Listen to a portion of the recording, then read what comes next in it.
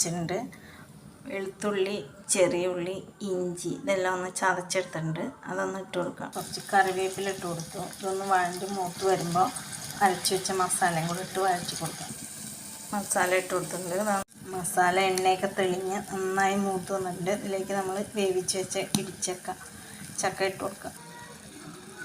ഇതൊന്ന് അടച്ച് വെച്ച് വറ്റിച്ചെടുക്കുക. കുറച്ച് മല്ലിയിലയും പുതിനയിലയും കറിവേപ്പിലയും കൂടെ.